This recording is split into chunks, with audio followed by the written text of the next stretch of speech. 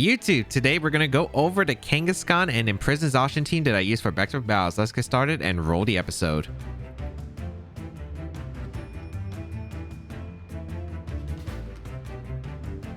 So why Kangaskhan? It originally started when I faced a team on the showdown ladder when I was using Calyx Ice Rider and a Zacian combo, and I ended up facing a similar team. It had Kangaskhan, Dusclops, Calyx Ice Rider, and Zacian. It had a Torkoal and Charizard instead, but I really did like the idea at the time, even though I don't think the opposing Zacian used Imprison because it just never used it when I was playing against it. I felt like it was a pretty cool idea to have because the Kangaskhan I really liked it against Calyx Ice Rider, which is a little bit of a pain for the Dusclops and the Calyx. The Imprison Zacian with Dusclops can have a lot of fun combos like the Helping Hand Behemoth Blade to really get some Okos, or the Imprison Strat and Trick Room options. I felt like it had a really solid foundation, so I ended up started messing around with the core, and this is what I came up with. So how was the team formed? Well, it started off with the original 6 with Kangaskhan, Zacian, Dusclops, Calyx Ice Rider, and then the Torkoal and Charizard. What I noticed was Charizard and Torkoal, I didn't get to face the Charizard, but I felt like that the Charizard would be nice for opposing Zacian, but I felt like the matchup against opposing Sun was just really bad. I felt like it was really tough, especially opposing Torkoals. If we do fight a Torkoal, it's a bit rare, but it could be a possible thing. And then of course Charizard is a really big nightmare, I think, for this team as well. So I wasn't a huge fan of that, so I knew I wanted something to help out against those. And I felt like I didn't really need the Charizard and the Torkoal on the team, especially if I was able to get the Imprison Zacian to prevent the opposing Zacian from moving.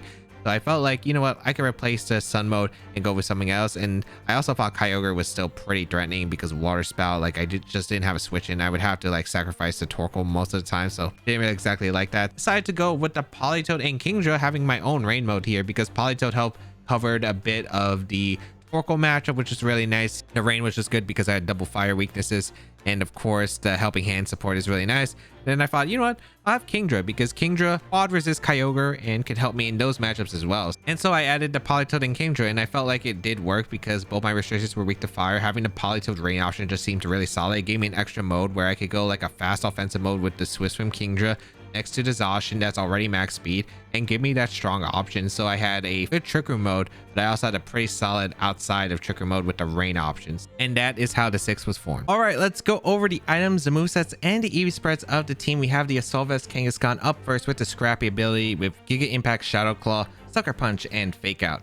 So Kangaskhan really caught my interest with the Scrappy ability. Being able to fake out Calyx Ice Rider if it doesn't Dynamax is pretty huge, I felt like. And it seemed pretty solid. Assault Vest is to help with the general bulk, being able to switch into Expanding Force if it is on that kind of Calyx. And of course, Kyogre water type attacks is really nice. And Kangaskhan is just a good general bulky Pokemon.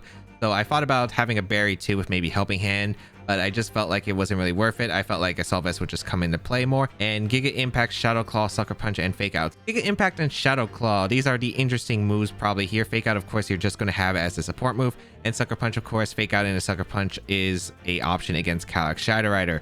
So the reason I have Giga Impact and Shadow Claw is I wasn't really sure of what I was really going to be using with the Kangaskhan. I knew I was going to be probably clicking Fake Out and Sucker Punch for most cases, and then for the last moves, I didn't really feel like I needed anything specific. I felt like, you know what, in the off chances that I do go for the Dynamax with Kangaskhan, I might as well maybe go for Giga Impact because it is the strongest normal type move out there, and it might be nice to get like a really strong hit off if I expect Kangaskhan to go down. And yeah, it could really do some decent damage. And then Shadow Claw, I felt like I didn't want the dark move. I could have went with like Crunch. It gives a powerful max move compared to like Shadow Claw, which a little bit of a difference in base power. But the reason I went Shadow Claw is in case I decided, you know what, I'm going to max the Kangaskhan in certain situations. The max Phantasm drop was more important than the max Darkness drop because I'm usually just focusing on with like Calyx Ice Rider and Zacian at that point. So I wasn't bringing my special attacker, so I might as well have the max Ghost as an option and compared to the max Darkness. And I already had that with Sucker Punch, but it's probably not going to come into play. Shadow Claw would probably come into play more anyway. So that was my logic for that. So for the Eevee spread, I knew I wanted a fast fake out user in Kangaskhan that was generally bulky, and I knew I wanted to outspeed most of the common fake out mons, which are going to be Incineroar, Slow Riolabooms, and Grimmsnarl. I decided, you know what, I would outspeed the max speed Grimmsnarls out there that run it on the Zacian Dialga team with the Focus Sash. So I decided to hit that first. It gives me a speed stat of 124 with 108 speed EVs. Then I decided I needed to always make sure I always get the knockout on standard Shadow Rider Calyx with 4 HP. I would always get the KO with Fake Out into a Sucker Punch combo. and the combo that needed that was 60 attack adamant, which was really nice because I don't need to invest too much into it, and I can't get intimidated, so intimidate doesn't affect the calcs at all, which is really nice to have there. And I decided general bulk was going to be 220 HP. That would give me a HP stat of 208, which gives me the maximum grassy terrain. Even though I don't think I'm be facing a Rillaboom too much, they could be bringing it against the rain team, so thought having that would be pretty nice as well. I also thought about having the 207 to take minimum damage from the hailstorm from the Calyx Ice Rider as well. Those I considered into play. I think it really just comes down to preference at the end of the day, so it really doesn't matter there. And then the rest I just dumped into special defense and physical defense since I had a lot of HP. And yeah, I would be able to live stuff like a Behemoth Blade from +1 Zacian. I'd be able to live like the Water Spouts from Kyogre and just dish out a good amount of damage while just being able to stick around, have that fake out support, which was really nice. As long as Kangaskhan and Dusclops were, one of them were alive, I could bring out that Calyx Ice Rider, hopefully under Trick Room, and then start setting up from there. So next we have the Wakanberry Politoed with the Drizzle Ability with Scald, Icy Wind, Helping Hand, Protect. Politoed with the Wakanberry, I thought about specs on offensive set, but I felt like if I'm leading with Kingdra, I'm going to go for Helping Hand, and with the Zacian, I'm probably going to go with a fast mode anyway. So I felt like, you know what, maybe take a hit from Eliki is pretty important because Eliki just seemed a little bit problematic. So I decided to have the Wakanberry to help out against the Eliki matchup. I have Scald, Icy Wind, Helping Hand, Protect, Helping Hand for the Kingdra max move, but also helps with the Zacian, and of course the Calyx Ice Rider under Trick Room, so I felt like that was pretty useful. Icy Wind is for speed control in case I'm facing opposing max airstream, or my Kingdra specifically, and it helps out with my Zacian as well. And then Scald, of course, as a strong water type move, and Protect to preserve the Politoed. I also thought about Perish in some cases, but I felt like I wasn't going to get the Perish situation off nearly as much. I would just be going for mostly offense at that point.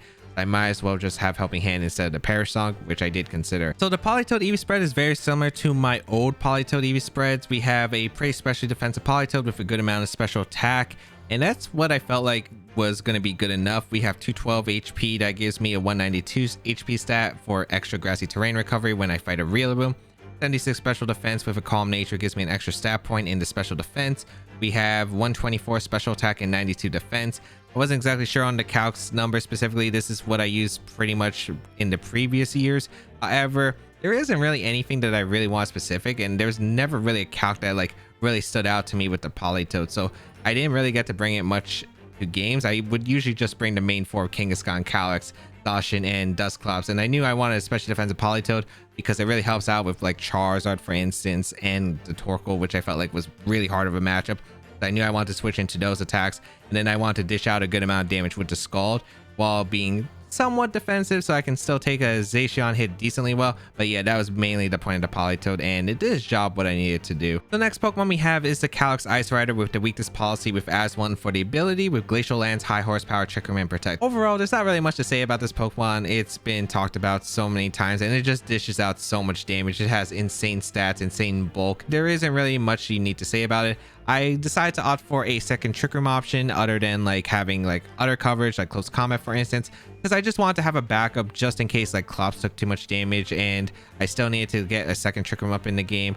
So I felt like that was pretty important. I could also lead Kangaskhan and Calyx as a potential lead and go for the fake out Trick Room in certain situations. So I felt like, you know what, I think the Trick Room is nice, and I think Protect to preserve the Calyx is really important in this matchup, especially like you don't know what you're dealing with when you're facing Zacians in a lot of cases and Charizards. So having Protect to preserve the Calyx I think is really crucial. And then the Eevee Spread's pretty simple. It's a standard Calyx Ice Rider Eevee Spread, very similar to the Glastrier because it's the exact same thing pretty much purpose wise. You have max HP, you have a lot of attack. We have 196 Brave because that gives it an extra stat point in the attack, and then you just have a little bit more in special defense to help take the Water Spouts a little bit better because it has a weaker special defense. But overall, this thing is an absolute monster. A ton of damage, gets an attack boost every time it gets a KO, weakness policy boost on top of that. It just goes absolutely insane. And yeah, this team's really well supported, I think, for the Calyx Ice Rider. Next Pokemon we have is the Zacian with Rusted Sword, Interpret Sword with Behemoth Blade, Sacred Sword, Imprison, and Protect. Pretty much we all know about Zacian at this point. I don't think I have to go over it. The only interesting move here is going to be the Imprison, and yeah, this was one of the ideas I came up with because I felt like this is something I had in the back of my mind where you have Imprison Zacian with something that's like really weak to Behemoth Blade that you don't really see as much, like the Kyurem forms, like the Xerneas and Calyx Ice Rider. And I thought it like would be pretty cool on this team, especially with the Helping Hand option for Klops. I felt like max speed Zacian just made a lot of sense because Helping Hand Behemoth Blade can just like Oko, for instance, a Dynamax Thundurus, a Dynamax Charizard. It's just absolutely insane. And then you got that Imprison option to shut down opposing Zacians, and I think that's just like way too good to pass up on this team. So that's what I ended up going with here. And the Eevee Spread, of course, you have to go max speed. Might as well have the max attack because it's not going to be getting the Okos with the Helping Hand if you don't have a lot of attack. And then the remaining into special defense, not much to say. This Zacian, absolutely a monster. Imprison just goes really hard, and I was able to frequently get it off, which is really nice. I think Imprison Zacian has been picking up a little bit in general recently. And yeah, it's a strong option on, I think, these kind of teams specifically, where the other restricted is weak to the Behemoth Blade, and it really just, I think, really shined, I think, throughout the episodes. The next Pokemon we have is the Eevee Dusclops with the Frisk ability with Shadow Sneak, Helping Hand, Nightshade, and Trick Room. I think Dusclops, I loved using this in Dynamax formats. I didn't think it'd be that good in this format because it takes so much damage, but the fact that it just lives one hit is pretty important in general, so it's actually a lot better than I thought it was initially. So Dusclops with the Frisk, just so good in best of one, just being able to find out the items. It really just helps out with the planning. And yeah, Violet makes it extremely bulky. Shadow Sneak, Helping Hand, Nightshade, and Trick Room. So I knew I was going to have Shadow Sneak for the Weakness Policy activation on the Calyx Ice Rider. I knew I was going to have Helping Hand with Zacian, and it was really nice for Calyx and Kingdra as well, in case those situations did come into play. And Trick Room, of course, to help set up the Calyx Ice Rider. The last move, wasn't sure. I thought about Will-O-Wisp, I thought about Taunt, and I ended up choosing Nightshade. So the reason I chose Nightshade is because of sub Zacian. The Zacians that I face, if I'm leading like Kangaskhan Dusclops, they get a substitute up while I'm having this Kangaskhan Dusclops lead, which doesn't generally pressure them for the most part. Then they could get a sub up, and then if I want to get Calyx in, I don't have a way to break the sub, and then I just risk the Behemoth Blade if I don't have the Imprisoned Zacian out. So I felt like that wasn't that great of a position. I felt like, you know what, I have Nightshade. It always breaks through a Zacian substitute because the max HP they can run is 199. It would be a 49 HP of the substitute, and since Nightshade does 50 damage, I always break the substitute, which I think was really important here because Nightshade into a max quake will always just knock out a Zacian, for instance. I felt like that was just really important to have there, and I think it was the most valuable thing. Otherwise, Taunt would have been nice for Amoonguss, and yeah, that would have been great, but otherwise I didn't face really many Amoonguses, thankfully, so it never really came into play there. And for the Eevee Spread, we have max HP, 100 defense, and 156 special defense with a sassy nature. Now, this Eevee Spread allows it to live a max Phantasm from the Calyx Shadow Rider if it doesn't have a boosting item or a boost, and it also lives a Life Orb Astral Barrage with spreads. I felt like that was pretty much the benchmarks I really need with Dusclops because I still want physical defense because, of course, Zacian, Behemoth Blades, and Play Revs just in case. I think it was really important to have there. And there were a few things I thought about the Dusclops. I was also thinking about like running Min Attack with like a calm nature, and that would be specifically so I do less damage to the Calyx Ice Rider. But when I saw that Shadow Sneak, if I leave it alone and give it the max IVs, it ended up affecting it to where, you know, I could maybe like two-shot a Calyx Shadow Rider potentially. And I don't know if that's really worth it, but I felt like, you know what, maybe it is, so I just ended up leaving it like that. Finally, last mon is the Kingdra with the Life Orb with Swift Swim for the ability with Hydro Pump, Draco Meteor, Hurricane, and Protect.